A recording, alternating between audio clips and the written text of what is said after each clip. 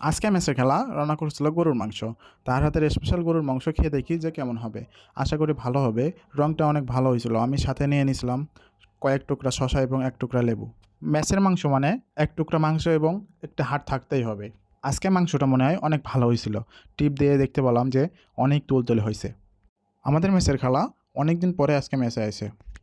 খালা অনেক অসুস্থ থাকায় মেসে আসতে পারে নাই। আজকে হঠাৎ করে এসে তার হাতের স্পেশাল গরুর মাংসটা রান্না করে দিয়েছে আমাদেরকে। খালা আজকে মাংসটা রান্না করছে অনেক তেল দিয়ে এবং অনেক মশলা দিয়ে।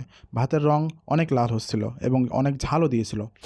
সত্যি বলতে মেসের খাবার আমরা অনেক সাধারণই আশা করছিলাম আজকে, কিন্তু আজকে গরুর মাংসটা রান্না দেখে আমরা অনেক অবাক হয়েছি।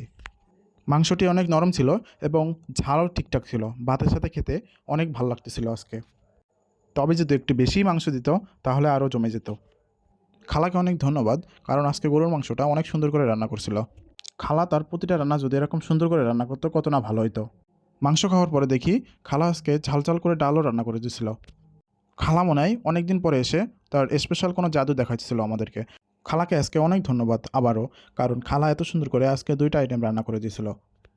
সব মিলে আজকে খালার হাতের গরুর মাংসের রান্না রেটিং দিব 10-এ 8, কারণ খালা অনেক ভালো রান্না করছিল।